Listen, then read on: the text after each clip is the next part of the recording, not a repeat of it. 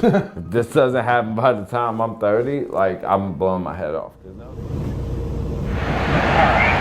No, it's hard. That was hard. That was hard, mate. Dreams can't come true. Just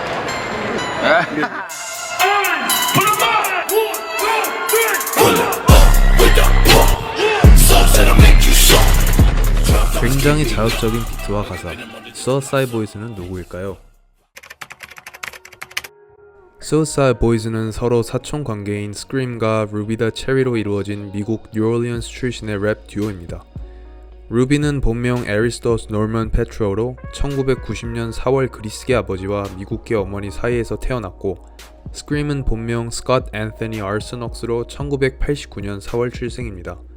그리고 그들은 굉장히 불우한 어린 시절을 보냈다고 하는데요. We honestly came from kind of like rough childhoods. Our family's got a lot of drama that comes with it, and being raised as a kid, seeing, you know, your people constantly fighting and some, you know, I mean, I'm not gonna go into details, but other fucked up shit, like, it has a toll on you when you're 10 years old. And I know with him, it was probably twice as bad as it was with me.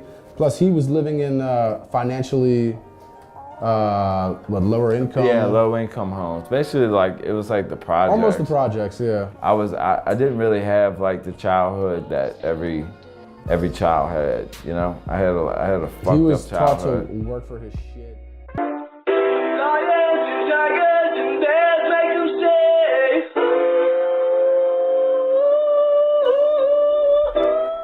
하지만 이러한 불우한 환경에서도 두 명 모두 음악에 열정이 있었는데요.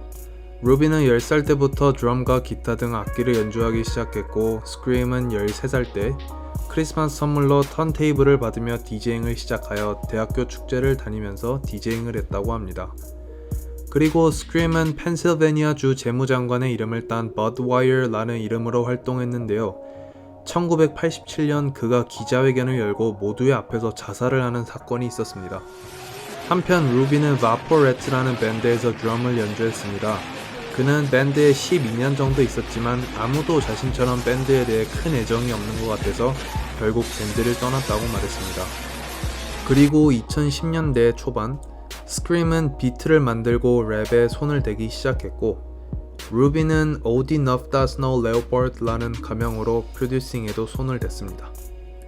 각자의 음악을 작업하는 동안 가끔 함께 작업하기도 했는데요. 결국 두 사람이 함께 했을 때 음악이 더 좋다는 것을 깨닫게 됩니다. It's just like it's a battle. You keep trying to fight all the time and you keep fucking losing, you know, because it's real hard.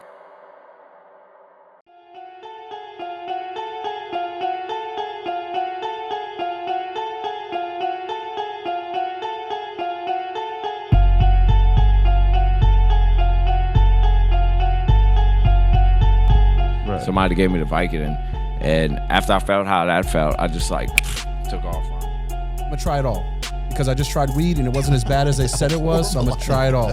I'm gonna fuck bitches, I'm gonna do crack, all that shit. I did it all. 하지만 음악을 시작하는 동시에 그들은 돌이킬 수 없는 길로 빠지게 되는데요. 바로 마약입니다. 루비는 13살 때 스케이트보드를 타다 발목이 부러져 철심 2개를 박는 수술을 할 때 바이카린이라는 마약성 진통제를 처음 경험해 보았다고 합니다. 그거 역하는 바람에 발목이 다 낫고도 계속 마약을 합니다. 스크림은 16살 때 처음으로 마약을 하게 되었는데, 그는 자라면서 마약을 절대 하지 않겠다고 생각했습니다. 하지만 16살이 되던 해 그가 아버지처럼 여기던 분이 돌아가시면서 많은 정신적 고통, 우울감에 빠지게 됩니다. 그리고 그 고통에서 벗어나기 위해 스크림도 동일한 마약성 진통제를 시작했고, 그는 마약에 취한 이 느낌을 평생 느끼겠다고 다짐합니다. 결국 그들은 마약에 점점 중독되며 본격적인 커리어를 시작하게 됩니다.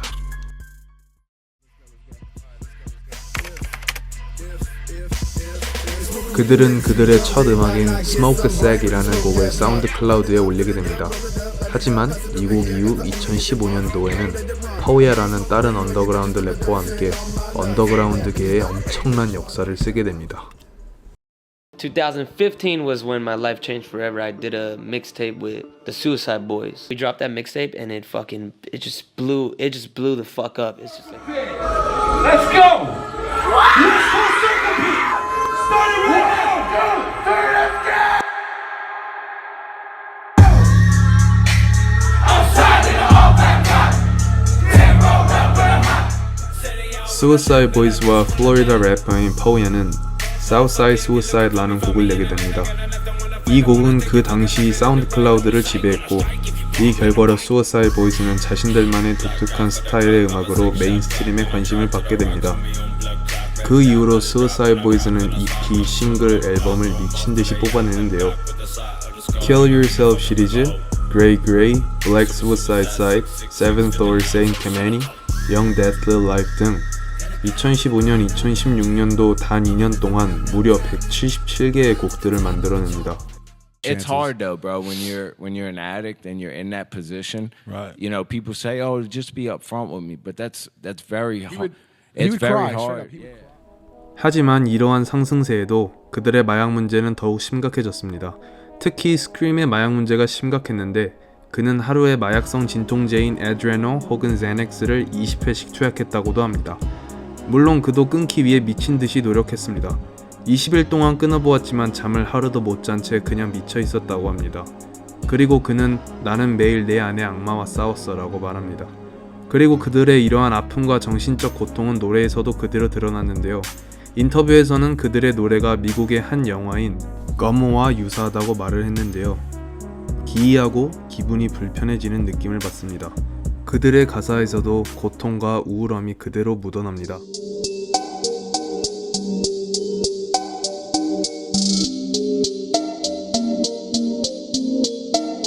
Windows down to the front, ash in my jeans, been up eating beans.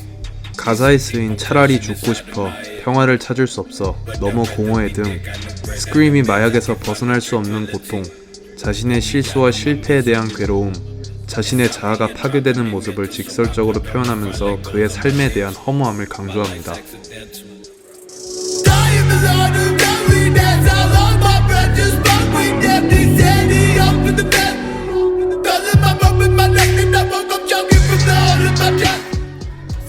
가사를 딱 봐도 죽음에 대한 강렬한 집착과 동시에 삶에 대한 깊은 환멸이 나타납니다. 그러나 이러한 어둠 속에서도 희미하게 남아있는 삶에 대한 갈망이나 복잡한 감정이 느껴지기도 합니다.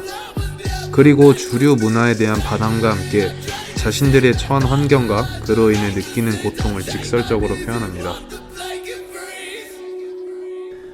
이처럼 Suicide Boys는 그들의 앨범 제목에서부터 우울, 자살, 약물 남용 등 어두운 주제를 직설적으로 다뤄 대중들에게 큰 영향을 미쳤지만 동시에 이를 미화하거나 그들의 사회적 책임 부족, 부정적인 감정을 심화시킨다는 비판을 받습니다.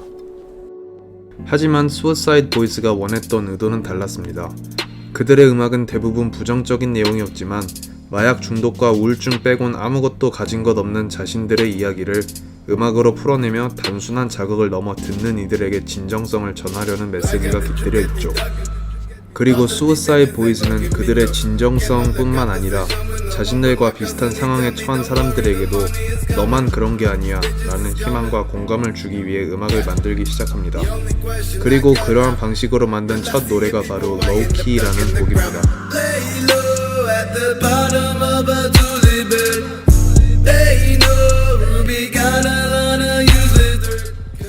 Low Key는 겉으로 드러나지 않는다는 뜻으로 명성과 관련된 정신적 부담, 그리고 자신을 잃어버릴 것 같은 두려움을 암시합니다. 우울증은 그들의 삶을 왜곡시켰고 이미 가지고 있는 축복조차 의심하게 만든다고 말했습니다. 하지만 결국 자신이 엉망진창인 상태라는 것을 인정하면서도 여전히 자신이 축복받은 사람이라는 것을 깨닫습니다. 이 모순적인 감정은 그들이 느끼는 복잡한 현실을 반영하며 성공과 고통, 감사와 절망 사이의 균형을 잡으려는 모습을 보여주는 곡입니다.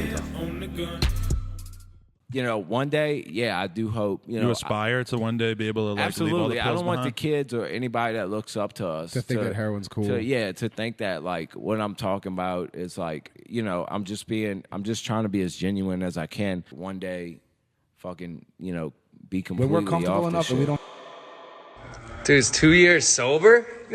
Dude's 2 years sober? I got really suicidal when we got there, wherever there is, And nothing changed. and nothing changed. I felt 그들은 마약이 아무것도 바꿔주지 못한다는 것을 깨닫고 스크림은 재활센터에 들려가 치료를 받으며 마약을 끊을 수 있었다고 말합니다. 루비도 마약을 끊게 되면서 과거 자신에게 미안하다고 말을 했습니다. 이들은 또한 서로를 의지하며 변화하려는 동기를 얻었고 팬들과의 관계를 통해 긍정적인 에너지를 얻었다고 합니다.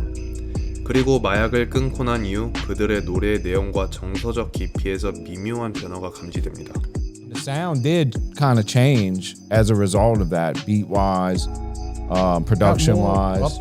More like Yes. less scary and Yes. sad sounding. Yes. So I think the evolution of our music has matched exactly.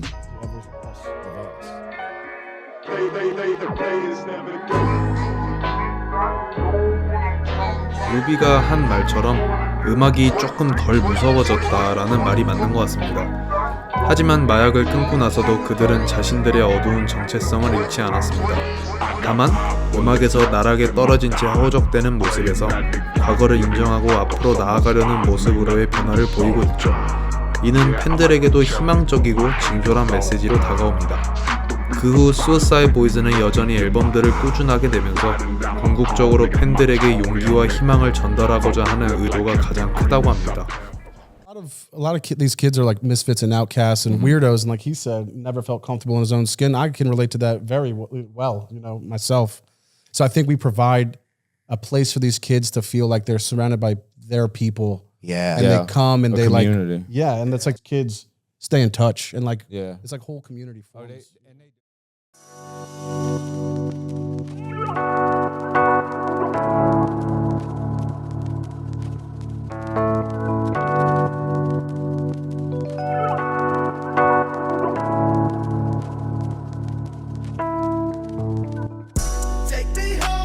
It was almost 4 years ago where I got in a place that was the darkest place I'd ever been in my life.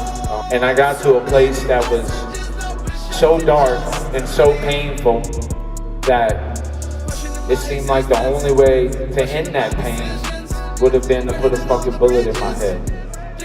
But I'm still here. The story gets better. The story gets better.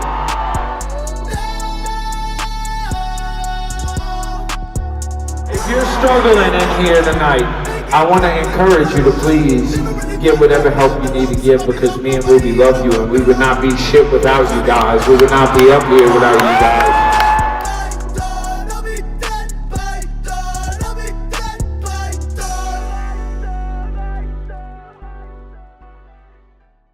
Fuck, dude.